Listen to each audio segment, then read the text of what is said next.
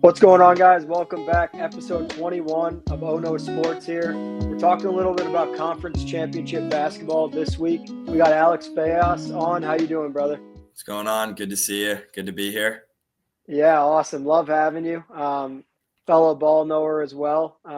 Michigan State fan. I know they're having a great year. How you feeling about their season so far?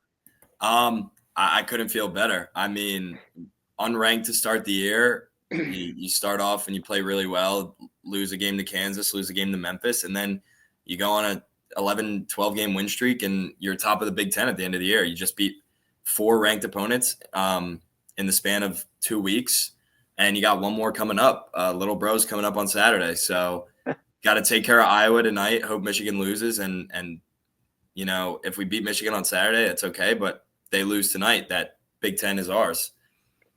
100%, yeah. And I think, excuse me, I think, yeah, we're going to preview for the listeners. We're going to preview who we think is going to win the conference tournaments for each of the Power Five and a few mid-majors as well. But we'll obviously start here in the Big Ten. I actually have them winning my Big Ten conference tournament. I think, like you said, they're peaking at the right time. And I mean, if you know anything about college basketball, Izzo in March is a real threat to anybody. So I'm excited to see what they got.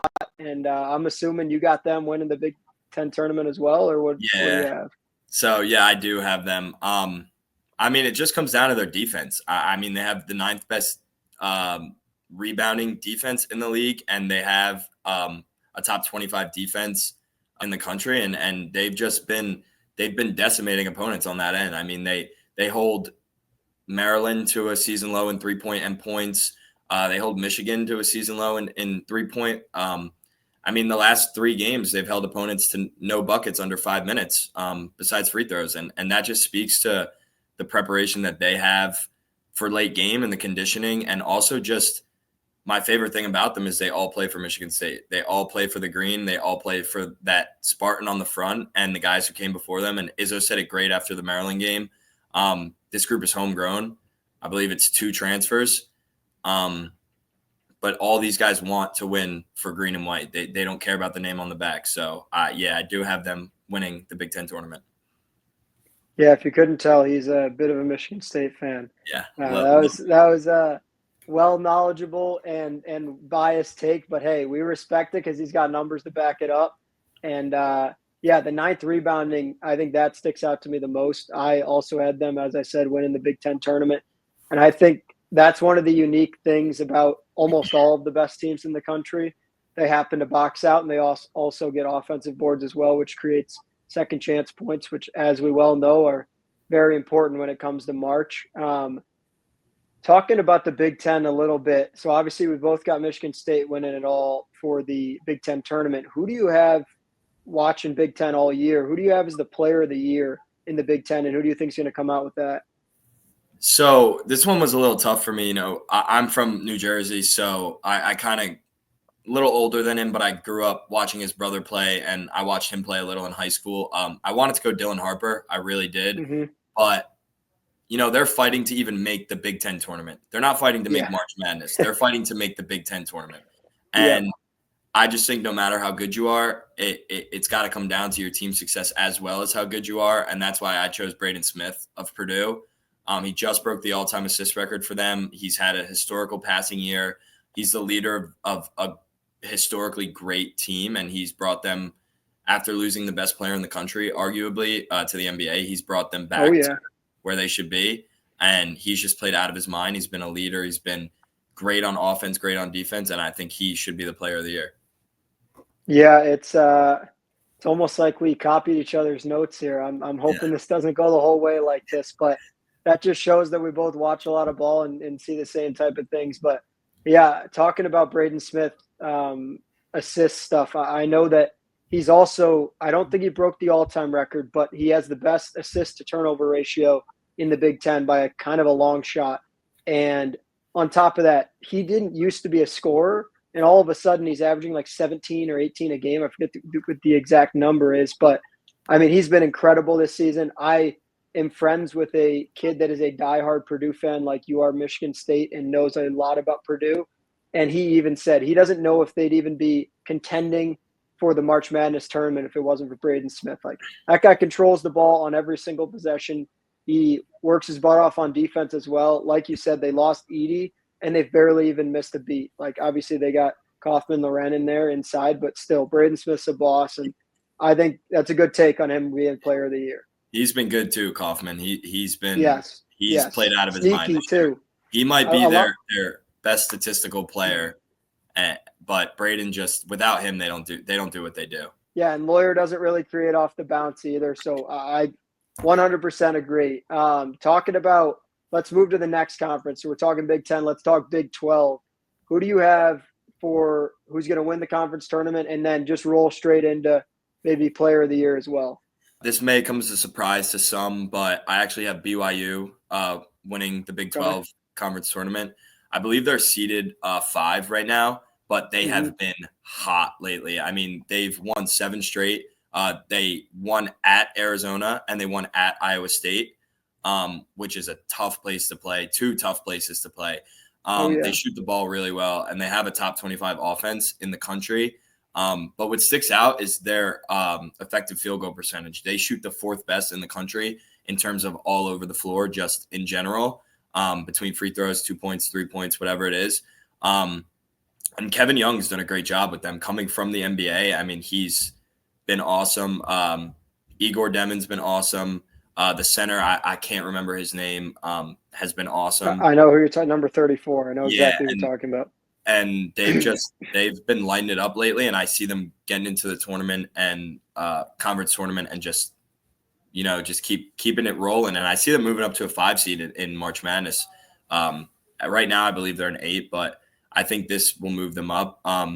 As for my player of the year, I have JT Toppin from Texas Tech. He's been by far the best player in the conference. He's been unreal. He's been amazing, and I just love the way he plays.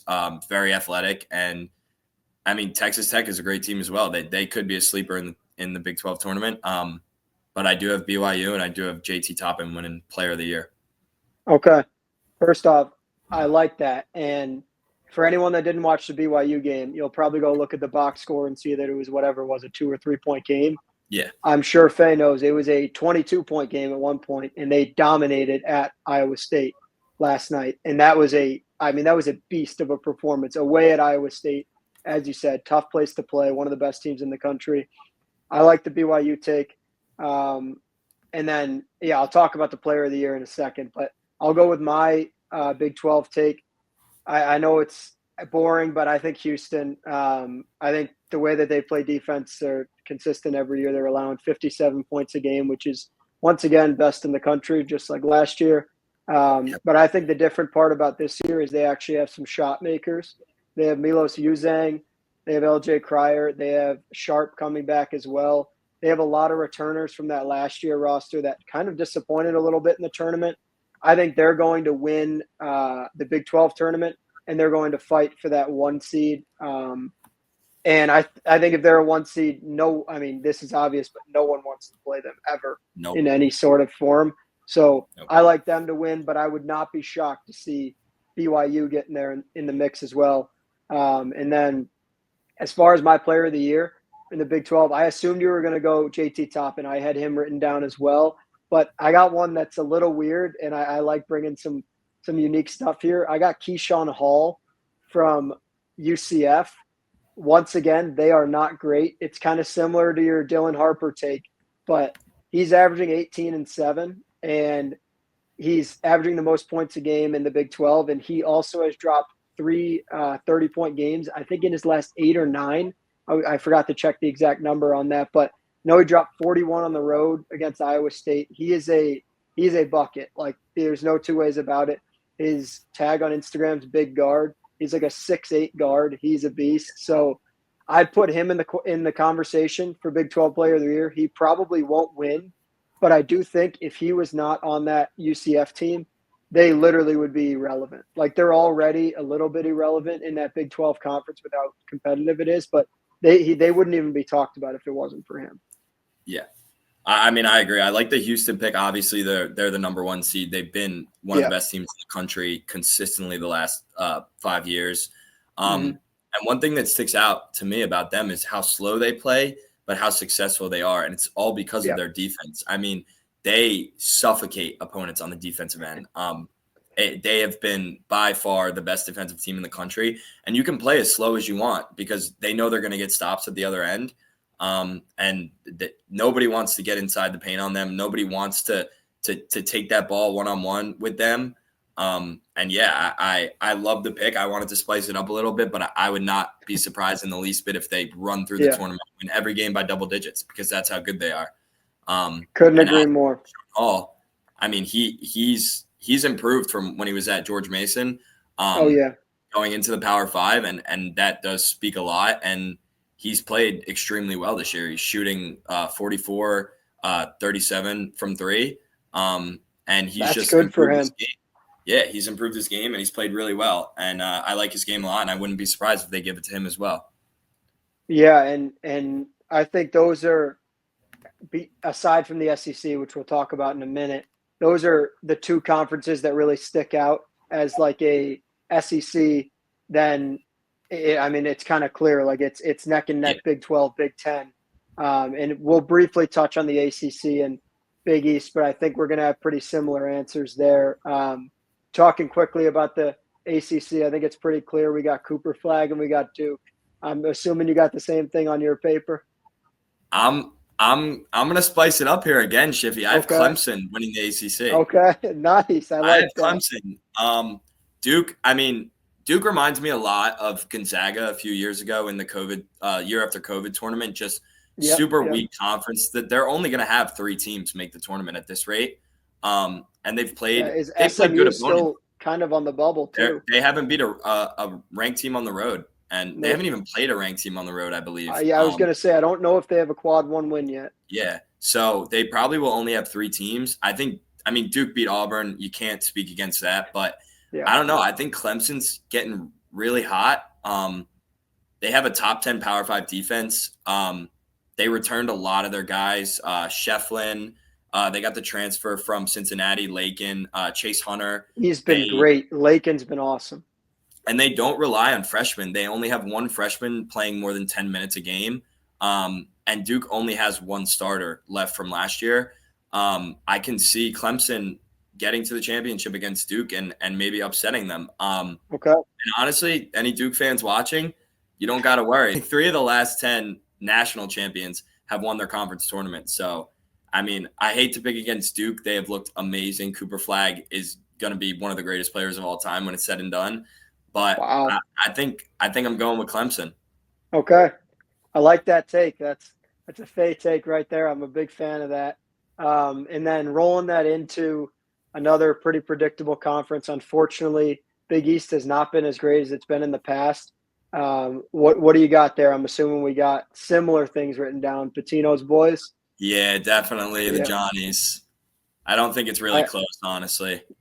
Yeah, you want to talk about suffocating defense. That game against UConn was a defensive show. Like that was unreal. The clip against Marquette that's been going viral. They fly around. They recover well. Like they just play textbook defense. And Patino's a legend. I mean, that guy is with all he's been through. I mean, he is just putting it down on the haters right now and just showing them what's up. And I love this team. I love Rick Pitino, and there's really no question for me.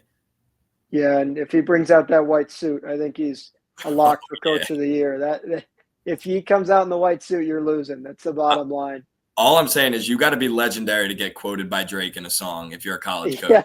Yeah, I have not heard Drake drop many college coaches, and he dropped Rick Pitino on Care Package. So yeah, I did hear that. That's pretty good. And then Player of the Year. This is an interesting one. I've got 2 guys written down. Do you have Eric Dixon from Villanova? I do not have Eric Dixon, no. Okay, who do you have written down? I wrote down Cam Jones from Marquette. Okay, talk to me. I really like Cam Jones's game. And, Marquette haven't been bad. They haven't been great. They were ranked. They lost a few bad games. But, I mean, he's been the best player on their team, and he's kind of been carrying them to where they are right now. He's averaging 18, 5, and 6 a game. Yeah, that's unreal. Playing as more of he's like a guard forward hybrid. He's only 6'4", but he does play a lot of that small forward position for them. And I think he's just been the best player on a decently ranked team. I think Eric Dixon's game is awesome, and obviously he's averaging I believe it's like 26 points a game or something crazy. I think he's down to 24, but he's still leading the country in scoring.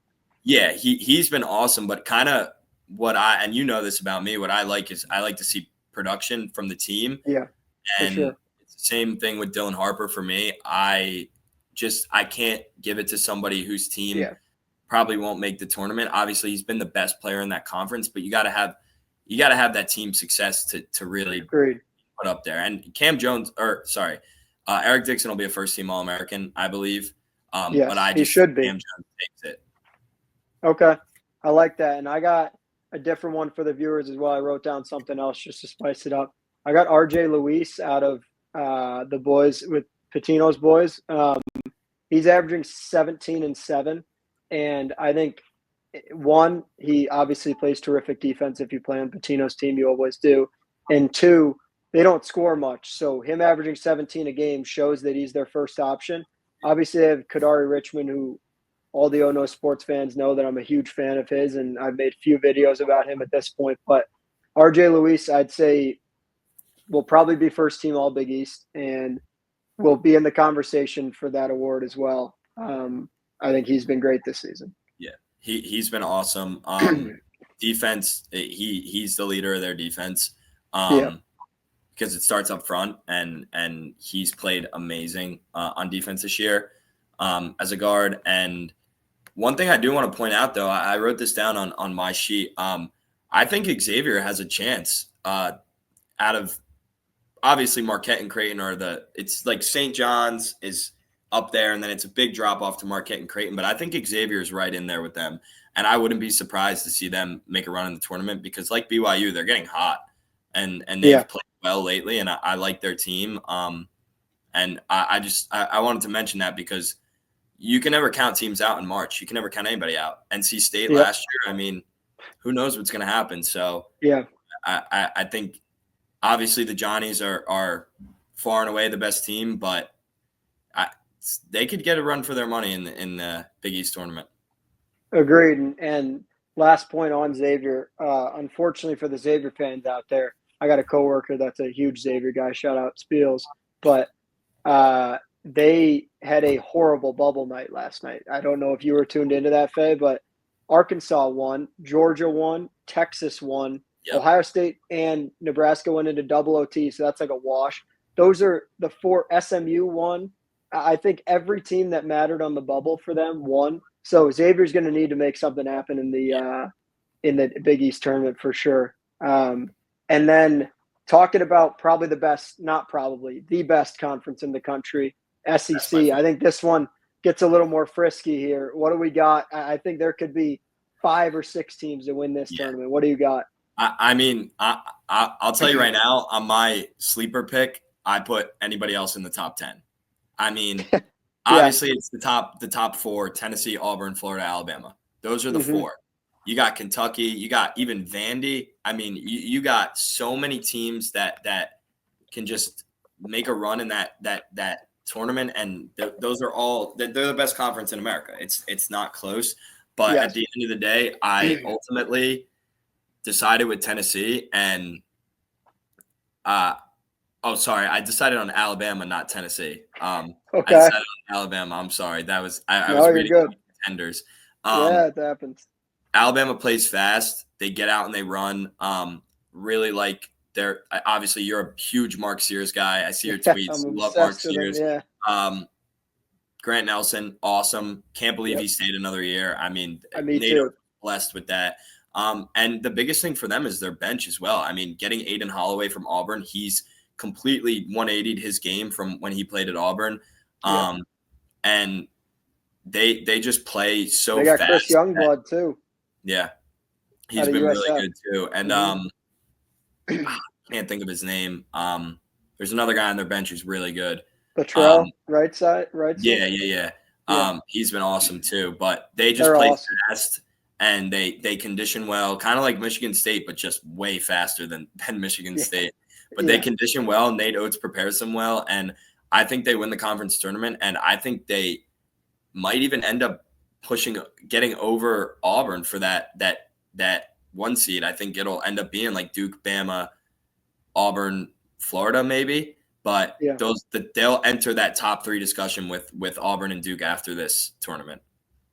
Okay. Yeah, I like that. And I'm a Bama guy. I'm not a Bama fan, but I like Mark Sears, as you said. And I don't disagree with that. But what I will say is I think I was on the Bama train when we first talked about setting up the pod and setting up the conference winners. But after Auburn lost last night, I think that's going to fuel them. Janai Broome had a real bad performance, which is like the first one of his season against Texas A&M. They're also amazing, by the way. But I think Auburn, I think they're going to run the table and be the unanimous 1 seed. But it's unreal because this is going to be the best conference tournament by a mile. Because like you said, we're talking about obviously the top 4 with Florida, Bama, Auburn, and Tennessee. But how about Texas? How about Vandy? How about Arkansas? All these teams are peaking at the right time. A bunch of bubble teams down there. Yeah, and it wouldn't shock me to see Vandy beat Tennessee in the first round. It really wouldn't. And that's the best thing about college basketball, and that's why we're on this show about it right now. Because I couldn't be more excited for next week, and I'm sure you feel the exact same way. Yeah, this is going to be this. I believe this and the Big Ten will be the 2 best tournaments. Agreed. Big Ten, SEC, I think is going to start off great. I think it'll be great from the jump. Big Ten, I think will get great around the 2nd round, 3rd round. But either way, they'll both be so entertaining. But the SEC is far and away the best conference in America, and it's just going to be a pleasure to watch these teams play basketball because they all play great basketball. They all play basketball that you as a fan you want to watch. Alabama's fast paced, Auburn's offensive sets. You could speak for days about how good these teams play basketball. But I like the Auburn take, and I think that after last night they will be fueled and they'll be led by the guy who's my player of the year in Janai Broome. He has been, obviously they're an older team. He's older, but he's just been amazing. He's been just unstoppable. And he always gets to where he wants to go on the court. He always gets that double-double. He's just been amazing. And you could talk about Mark Sears, you can talk about Chaz Lanier, but I think Janai Broome is just 1 step ahead of them. And I think he'll be the player of the year for that conference. I couldn't agree more. And I think Janai Broome, honestly, if it wasn't for his few games out, he'd be contending with Cooper Flagg for the player of the year. He's not going to win it because the media needs Cooper Flagg to win it. As we all know, it's a big selling point when the freshman of the year, the player of the year, the ACC player of the year wins the same award. But I agree with you. I think Janai Broome is 100% the SEC player of the year. But I got a guy that I want to talk about, and I've talked about him plenty on the last pod that I had Better on. And I've talked about him a few times on my Instagram as well. Trey Johnson, he better win freshman of the year. Yeah. And I think he is one of the most unique talents. He's one of those guys that's hey, listen, there's 40 seconds left. Give me the ball. Get out of my way. I'm going to get you guys a bucket. And he's been the epitome of that all year. He's averaging, I think, 18 or 19 a game in SEC play. And I know he's averaging 18 and a half a game on the season. He had another 30 ball last night. This guy's he's ridiculous. I can't wait to watch him play. As a Bulls fan, I'm hoping the Bulls can take him because they're probably going to be in the lottery again, which they are every year. And I'm hoping that they get Trey Johnson because this guy is a game changer for any team. I wrote down him as my freshman of the year for the SEC. Between him and Tahad Pettiford, but I think Trey Johnson, Tahad's sweet, is just a step ahead of Tahad, and he's been a bucket getter. He's made for the NBA. He's got that NBA scoring set. He's got NBA athleticism. He's been great. I love watching him play. I was watching the game last night, and he was just – he got the ball in his hands, and he was getting to where he wanted to go as a freshman. We've been blessed with the freshman class this year. Oh, yeah. Completely blessed. You could talk about it for hours, like Trey Johnson, Cooper Flagg, the Rutgers guys, Tahad, Chase Richardson, Derek Queen, like VJ Edgecombe. It's unbelievable. Yeah. Jaconis from Illinois. Like there's so many guys that you can talk about. And this year is just, it's felt different as a basketball fan. It's been a great year to watch. Maybe that's because both of my teams are playing well, and we'll get to that other team next. But I mean, it's been awesome to watch this year. Yeah, I couldn't agree more. We've both been so dialed in, and I would have been dialed in if the year was terrible, if I'm being honest. I'm that much of a nerd with basketball, college hoops especially. But yeah, so we cover the Power Five and we covered our bases there. I wanted to talk a little bit about give me one or two mid-major conference teams that are like, hey, if this team gets in and they win their conference, they might make some noise in March, or they could steal a bid, whatever it may be. Just give me one or two, and then I'll follow it up with my one or two.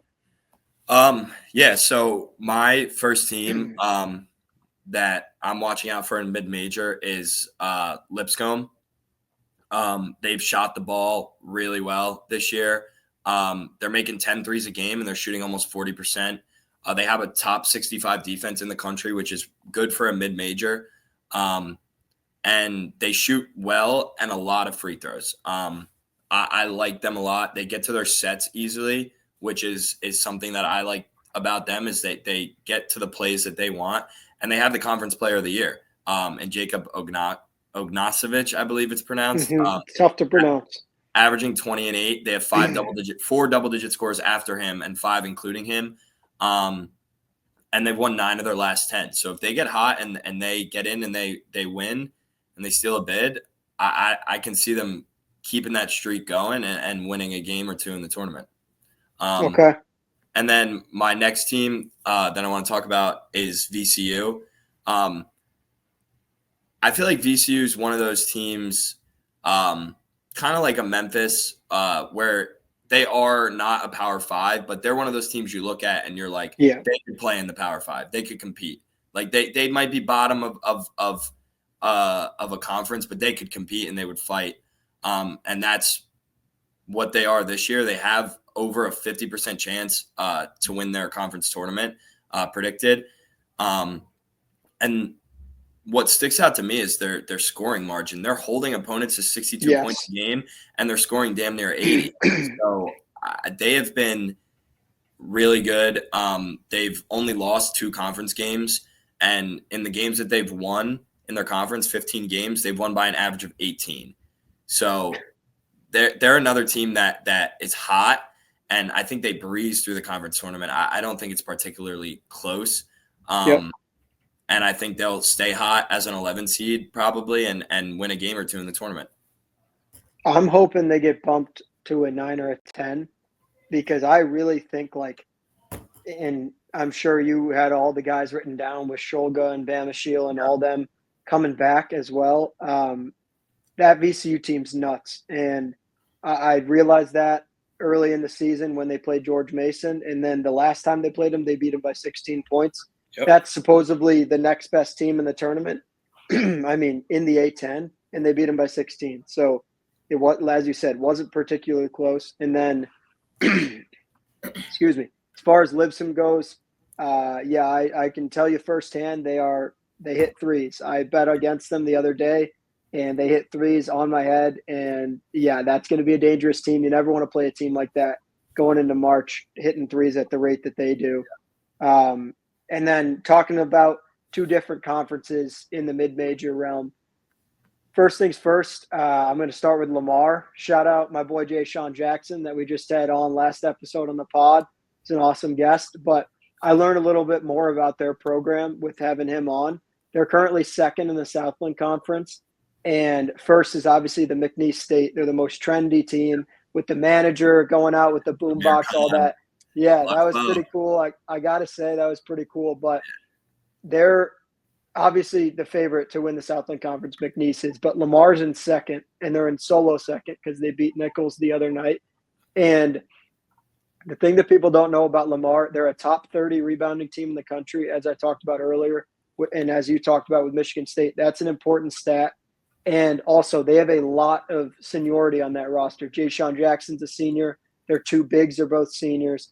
and almost everyone returned from last year. And then the nugget that I learned from Jay Sean is that their head coach is a Kelvin Sampson from Houston disciple. He was an assistant coach there for 3 years.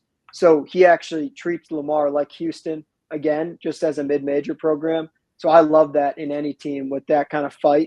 So I like them to win the Southland Conference. They'll probably get bounced by a 1 or a 2 seed, but either way, I like them to steal a bid from McNeese and win the Southland.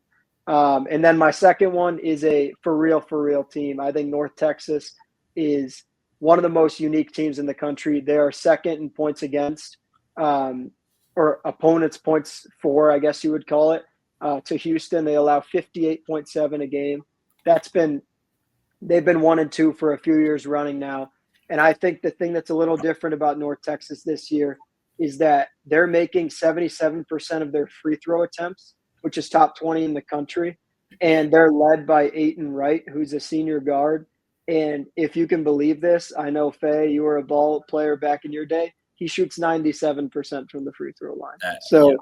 It's I wasn't doing all that, Shiffy. I'll tell you that much. Yeah, it's unbelievable. So I'm a big fan of them. And then the last nugget I got on North Texas is, so they're 22-6. They've lost 6 games this season, and the most points they've lost by is 7 points. So they keep it close with every team. They played Minnesota. They played Oregon State. They played High Point, who we're about to talk about here, I'm sure. I mean, they're really good, and I really, really hope they steal a bid from Memphis. Memphis may get in anyways, but either way, I'd like to see Conference USA be a 2-bid league. Yeah, I like that take a lot.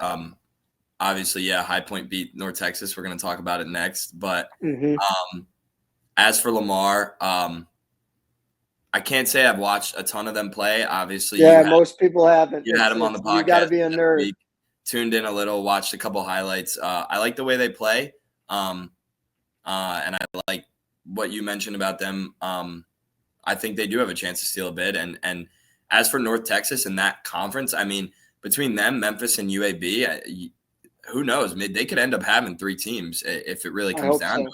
But let's talk about a team that beat them earlier this year. The guys that we know and love. The Thurs, Panthers, High Point. I mean, this has been exciting, especially I know being on campus. I know you wish you were here for it. But it's been exciting. It's been a great time. They are far and away the best team in their conference. They're probably, I would say, a top 15 mid-major. And that's including the Gonzagas and the St. Mary's and the Memphises. Like, they are a good mid-major team. They're a great mid-major team. And they have one of the most elite offenses in the country. I mean, between Keza Giffa, Kamani Hamilton, and Damarian Williams, those guys combined for almost 50 points a game. Yes. I think they all average over 14. Yeah, they all average over 14. And they shoot top 50 in both 3-point and 2-point percentage. They shoot very well from the field, and they get to the line at an absurd rate. They get to the line at one of the best rates in the country, and they shoot it at one of the best rates in the country. I think one of the most underrated things about them, obviously you can say like a team that plays that fast might not have the best defense. Their opponents are only averaging 11 assists a game, which is extremely low. And it just speaks to how well they actually do play defense, forcing opponents in to get into ISO ball, to get into that late shot clock hero ball, rather than letting them get to their sets and score off that. And I think that speaks a lot about them, because everybody's going to focus on their offense, but their defense is the most underrated part of their game. 100%. Yeah. And I agree with that. And for the listeners that don't know and can't tell, I just realized I'm wearing a High Point shirt.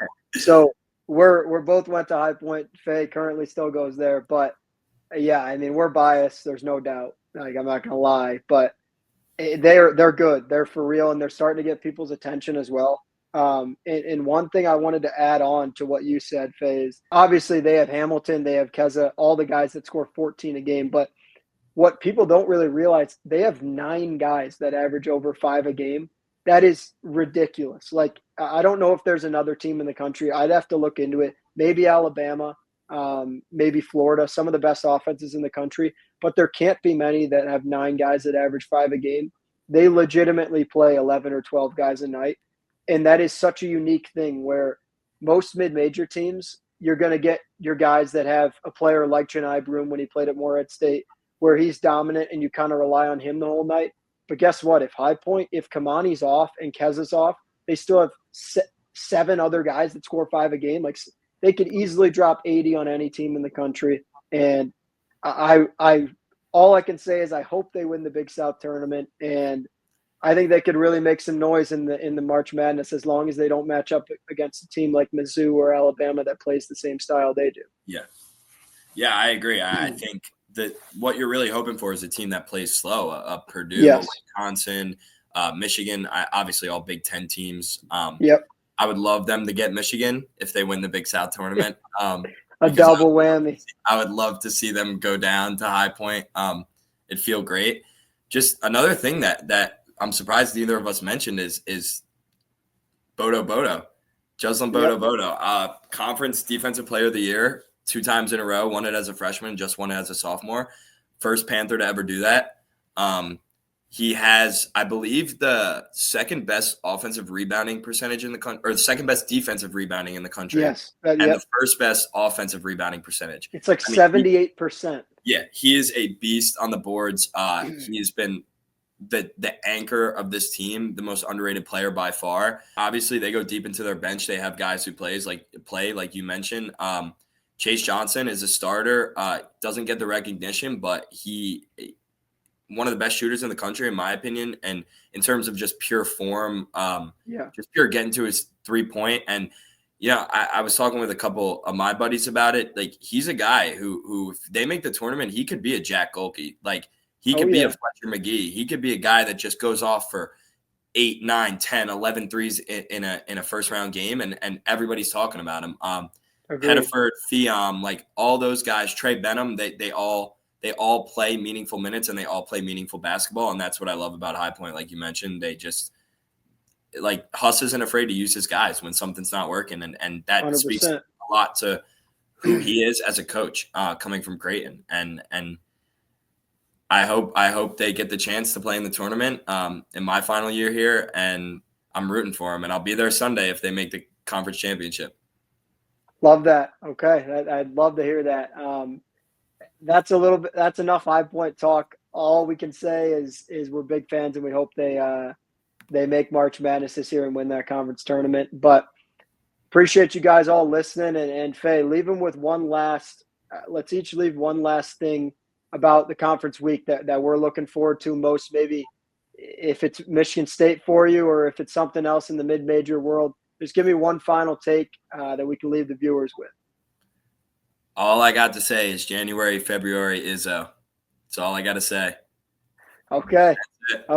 I like that. And my final take is you better watch out for the Mean Green Boys for North Texas because I think they're coming for that top spot. I appreciate you guys all listening and leave a like and a comment below for who your Cinderella team is this year in conference tournament week.